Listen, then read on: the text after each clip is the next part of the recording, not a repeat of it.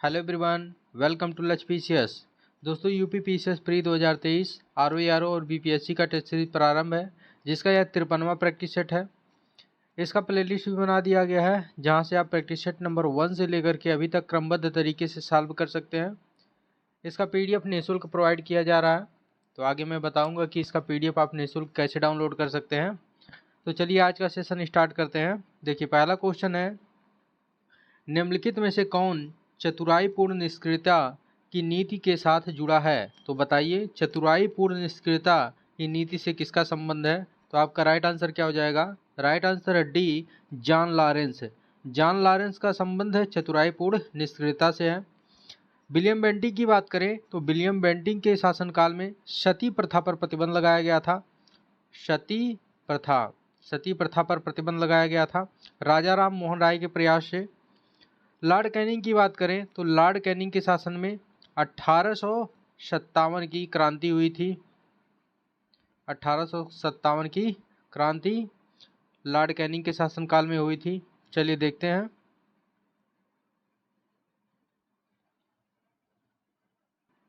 देखिए, चतुराईपूर्ण निष्क्रियता या कुशल आक्रमणता की नीति आंग्ल अफगान संबंधों के संदर्भ में लॉर्ड एलनबरो के काल से प्रारंभ होकर के लॉर्ड नॉर्थब्रुक के काल तक चलती रही।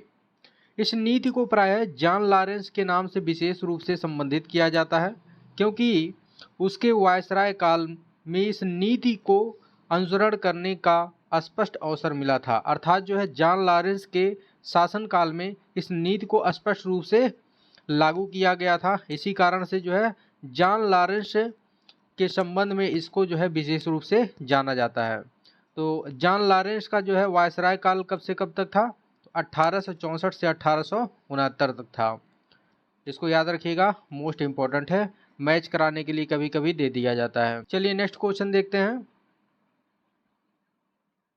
देखिए, क्वेश्चन नंबर 2 है, भारत में अंग्रेजों के समय में प्रथम जनगणना हुई थी। तो बताइए, प्रथम जनगणना किस वायसराय के शासनकाल में हुआ था?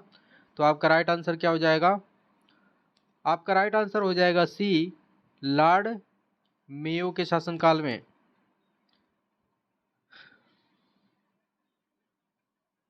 चलिए देखते हैं।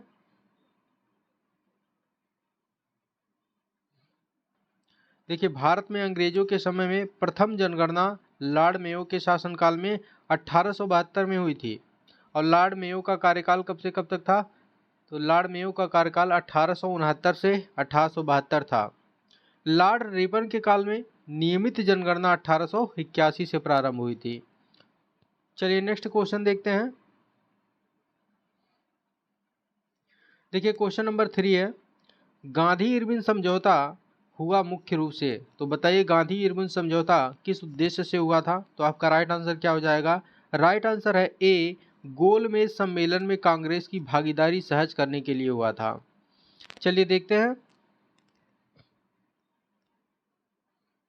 देखिए, गांधी ने फरवरी 1931 में वायसराय लॉर्ड इरविन से भेंट की और 15 दिनों तक जो है दोनों के मध्य में चर्चा हुआ, जिसके परिणाम स्वरूप 5 मार्च 1931 को एक समझौता हुआ, जिसे गांधी इरविन समझौता के नाम से जाना जाता है। तो ये डेट याद रखिएगा कि पूछ लिया जाता है कि गांधी इरविन समझौता कब हुआ था। तो गांधी इरविन समझौता 5 मार्च 1931 को हुआ था। मोस्ट इंपॉर्टेंट है। इस समझौते के तहत कांग्रेस को सविनय अवज्ञा आंदोलन को स्थगित करना पड़ा था। कांग्रेस द्वितीय गोलमेज सम्मेलन में भाग लेने के लिए तैयार हो गई थी, जबकि जो है कांग्रेस प्रथम गोलमेज सम्मेलन में शामिल नहीं हुई थी। कांग्रेस केवल जो है द्वितीय गोलमेज सम्मेलन में ही शामिल हुई थी। और गोलमेज सम्मेलन कितने हुए थे? 3 हुए थे। यह समझौता मुख्य रूप से गोलमेज सम्मेलन में कांग्रेस की भागीदारी को सहज करने के लिए हुआ था। चलिए नेक्स्ट क्वेश्चन देखते हैं। देखिए, क्वेश्चन नंबर 4 है, गांधी इरविन समझौते के हस्ताक्षरित होने में किसने महत्वपूर्ण भूमिका निभाई? तो बताना है कि गांधी इरविन समझौते में किसने जो है मध्यस्थता की थी, किसने महत्वपूर्ण भूमिका निभाई थी? तो आपका राइट आंसर क्या हो जाएगा? राइट आंसर है सी, तेज बहादुर सप्रू। चलिए देखते हैं।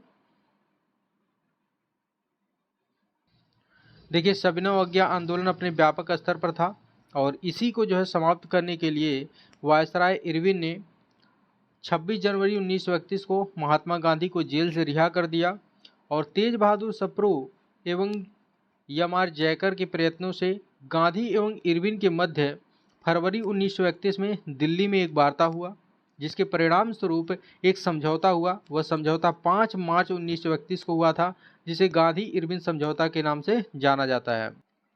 इसी समझौते के बाद सरोजिनी नायडू ने गांधी इरविन को 2 महान आत्मा की संज्ञा दी थी। तो इसे भी याद रखिएगा, मोस्ट इंपॉर्टेंट है कि गांधी इरविन को 2 महात्मा की संज्ञा किसने दी थी? सरोजिनी नायडू ने दी थी। इस तरह से क्वेश्चन बनाया जा सकता है। चलिए देखते हैं। देखिए, इस नंबर पर कांटेक्ट करके यूपीपीसीएस और आरओ के टेस्ट सीरीज से संबंधित जानकारी ले सकते हैं। चलिए देखते हैं क्वेश्चन नंबर 5।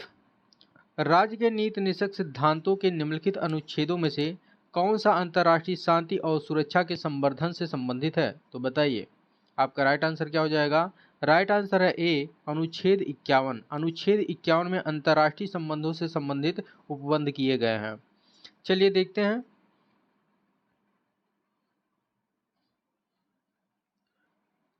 देखिए, अनुच्छेद 51 में अंतर्राष्ट्रीय शांति और सुरक्षा के संवर्धन से संबंधित उपबंध किए गए हैं।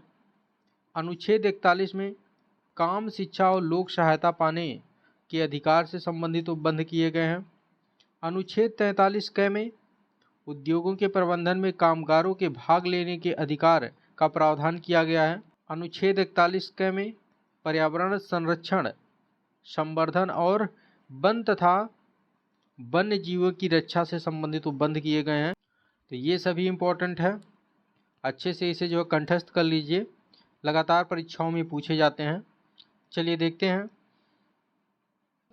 देखिए, क्वेश्चन नंबर 6 है, संविधान निम्न में से किसके शोषण के विरुद्ध अधिकार स्वीकृत करता है? तो यहाँ पर जो है कूट की सहायता से सही उत्तर बताना है। तो आपका राइट आंसर क्या हो जाएगा? राइट आंसर है सी, केवल 1, 2 और 3। देखिए, बच्चों के लिए, स्त्रियों के लिए और जनजातियों के लिए संविधान शोषण के विरुद्ध अधिकार स्वीकृत करता है। संविधान में दलितों का जो है कहीं पर उल्लेख नहीं किया गया है, तो इसमें जो है दलित नहीं आएंगे। तो आपका राइट आंसर जो है सी हो जाएगा। चलिए देखते हैं। देखिए, संविधान में बच्चों, स्त्रियों और जनजातियों के शोषण के विरुद्ध अधिकार को स्वीकृति प्रदान की गई है। दलित शब्द का कहीं पर भी जो है संविधान में उल्लेख नहीं किया गया है। दलित शब्द के स्थान पर जो है अनुसूचित जाति का उल्लेख किया गया है। अनुसूचित जाति का उल्लेख किया गया है। चलिए देखते हैं। देखिए, क्वेश्चन नंबर 7 है, उच्चतम न्यायालय के न्यायाधीशों का वेतन निर्धारित किया जाता है। तो बताइए, उच्चतम न्यायालय अर्थात सुप्रीम कोर्ट के न्यायाधीशों का वेतन कौन निर्धारित करता है? तो आपका राइट आंसर क्या हो जाएगा? राइट आंसर है सी, संसद द्वारा। संसद द्वारा विधि बना करके उच्चतम न्यायालय अर्थात सर्वोच्च न्यायालय के न्यायाधीशों का वेतन निर्धारित किया जाता है।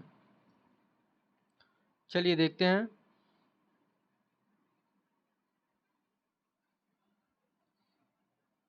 देखिए, संविधान के अनुच्छेद 125(1) के अनुसार सर्वोच्च न्यायालय के न्यायाधीशों के वेतन का निर्धारण संसद द्वारा विधि बना करके की जाती है। चलिए नेक्स्ट क्वेश्चन देखते हैं। देखिए, क्वेश्चन नंबर 8 है, भारत के सर्वोच्च न्यायालय अर्थात जो है उच्चतम न्यायालय के कार्यवाहक मुख्य न्यायाधीश की नियुक्ति करता है। तो बताइए, सर्वोच्च न्यायालय के कार्यवाहक मुख्य न्यायाधीश की नियुक्ति कौन करता है? अर्थात जब सर्वोच्च न्यायालय में मुख्य न्यायाधीश का पद रिक्त हो तो उसके जो स्थान पर कार्यवाहक मुख्य न्यायाधीश की नियुक्ति कौन करता है? और बताइए, राइट आंसर क्या हो जाएगा? राइट आंसर है सी, राष्ट्रपति। राष्ट्रपति सर्वोच्च न्यायालय में कार्यवाहक मुख्य न्यायाधीश की नियुक्ति करता है। चलिए देखते हैं।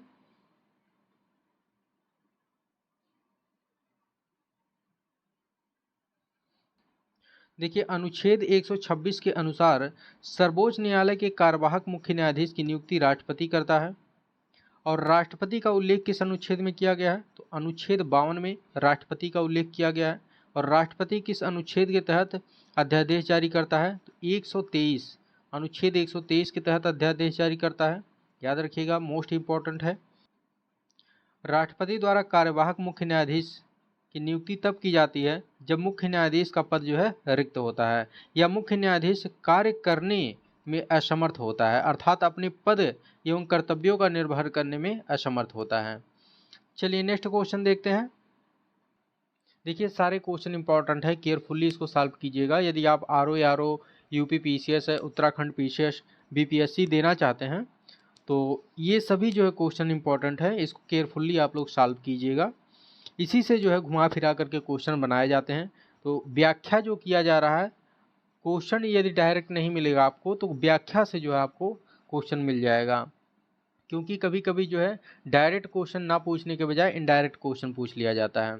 ठीक है, तो इसको केयरफुली आप लोग सॉल्व कीजिएगा। इसका पीडीएफ आप लोग हमारे टेलीग्राम चैनल लक्ष्य पीसीएस से निःशुल्क प्राप्त कर सकते हैं, जिसका लिंक डिस्क्रिप्शन बॉक्स में दिया गया है। अदरवाइज टेलीग्राम पर लक्ष्य पीसीएस के नाम से सर्च कर सकते हैं। देखिए क्वेश्चन नंबर 9 है, ब्रह्मपुत्र नदी का बहाव क्षेत्र है, तो बताइए ब्रह्मपुत्र नदी का बहाव क्षेत्र किन किन देशों में है? तो आपका राइट आंसर ए हो जाएगा, तिब्बत, बांग्लादेश और भारत। 3 देशों में जो है ब्रह्मपुत्र नदी का बहाव क्षेत्र है। भारत में ब्रह्मपुत्र पर एक मांजुली द्वीप है, मांजुली द्वीप है जो विश्व का सबसे बड़ा जो है नदी द्वीप है। यह जो है असम में है। कहाँ पर है? असम में है। चलिए देखते हैं। देखिए ब्रह्मपुत्र नदी का बहाव क्षेत्र तिब्बत अर्थात चीन, बांग्लादेश और भारत में है। देखिए क्वेश्चन नंबर 10 है, निम्नलिखित नदियों में से किसके स्रोत बिंदु लगभग एक हैं? तो आपको बताना है कि इनमें से जो नदियां दी गई हैं, इनमें से किन 2 नदियों का उद्गम क्षेत्र एक है? तो आपका राइट आंसर क्या हो जाएगा? राइट आंसर है सी, ब्रह्मपुत्र एवं सिंधु। देखिए ब्रह्मपुत्र और सिंधु नदी का उद्गम क्षेत्र तिब्बत है। तिब्बत में जो है लगभग एक ही स्थान से है। चलिए देखते हैं। देखिए ब्रह्मपुत्र एवं सिंधु नदियों का उद्गम क्षेत्र तिब्बत का पठार है। चलिए देखते हैं।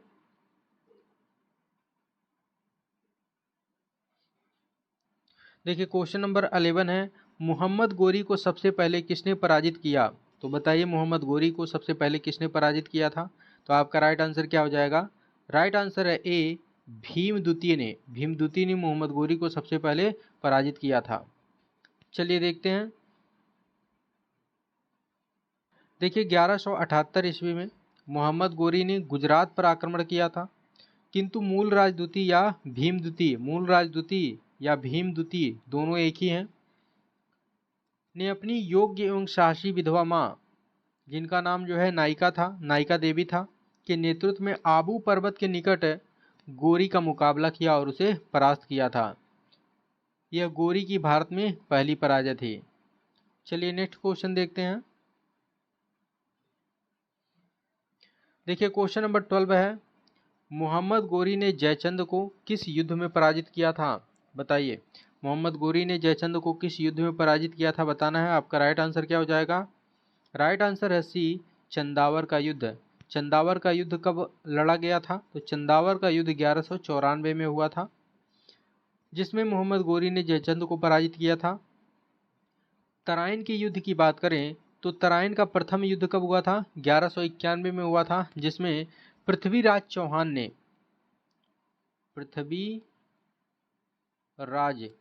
पृथ्वीराज चौहान ने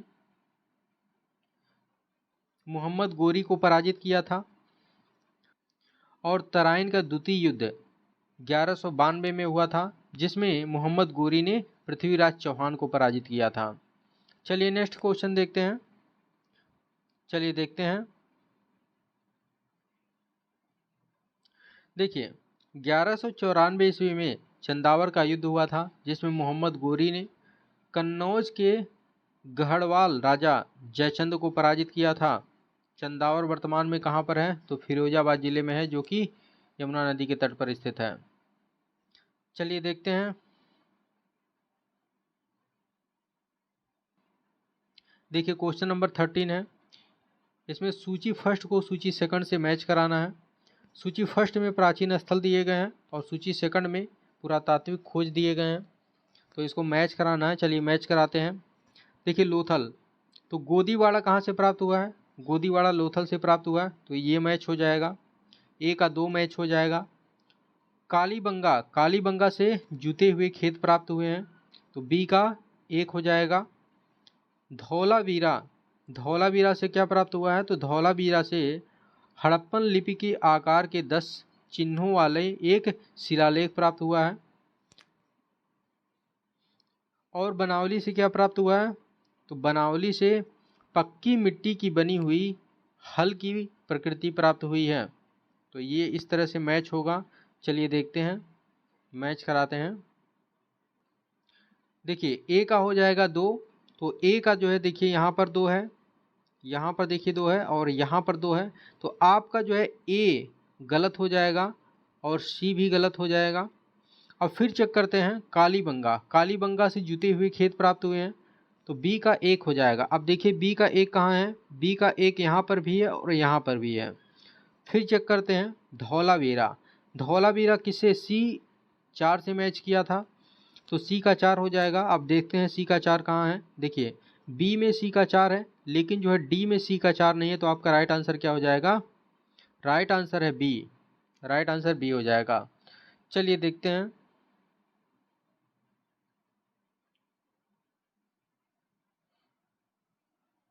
देखिए लोथल से गोदीवाड़ा के साक्ष्य प्राप्त हुए हैं और राजस्थान में घग्गर नदी के किनारे कालीबंगा स्थित है, जहां से जुते हुए खेत के साक्ष्य प्राप्त हुए हैं। तो ये भी इम्पोर्टेंट है, कभी कभी पूछ लिया जाता है कि कालीबंगा किस नदी के तट पर स्थित है, तो आपका राइट आंसर क्या हो जाएगा, घग्गर नदी। गुजरात के धौलावीरा से हड़प्पा लिपि के आकार के 10 चिन्हों वाला एक शिलालेख प्राप्त हुआ है। हरियाणा में स्थित बनाली से पक्की मिट्टी की बनी हुई हल्की प्रकृति प्राप्त हुई है। चलिए देखते हैं।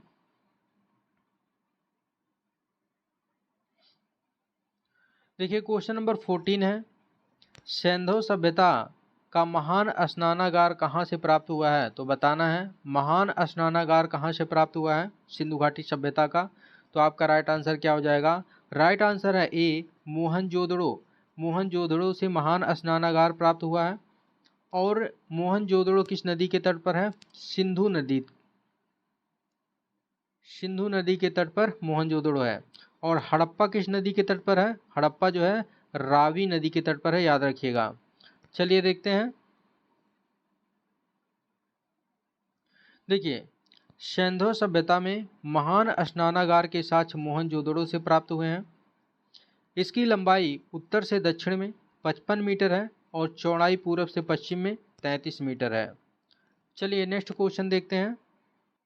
देखिए क्वेश्चन नंबर 15 है, सिंधु सभ्यता के बारे में निम्नलिखित में से कौन सा कथन असत्य है। तो यहाँ पर जो रॉन्ग स्टेटमेंट है उसको फाइंड आउट करना है। चलिए देखते हैं। देखिए नगरों में नालियों की सुदृढ़ व्यवस्था थी, तो ये जो है सही है।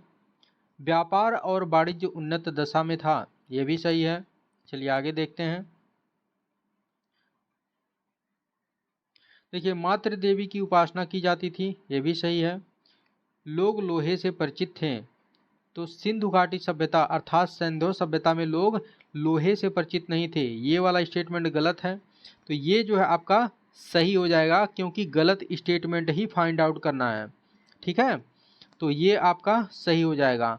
सिंधु घाटी सभ्यता के लोग जो है कांस्य से परिचित थे, कांस्य मतलब ये जो है कांस्य युगीन सभ्यता थी। चलिए देखते हैं। देखिए सिंधु सभ्यता अर्थात सिंधु घाटी सभ्यता कांस्य युगीन सभ्यता थी। यहाँ पर लोग लोहे से परिचित नहीं थे। यहाँ के नगरों में नालियों की सुदृढ़ व्यवस्था थी। व्यापार एवं वाणिज्य उन्नत दशा में थे। मातृ देवी की उपासना के भी साक्ष्य प्राप्त हुए हैं, अर्थात जो है मातृ देवी की उपासना की जाती थी। चलिए नेक्स्ट क्वेश्चन देखते हैं। देखिए क्वेश्चन आप लोगों के लिए है, इसका आंसर आप लोगों को कमेंट बॉक्स में देना है। मिलते हैं नेक्स्ट वीडियो में, तब तक के लिए जय हिंद जय भारत।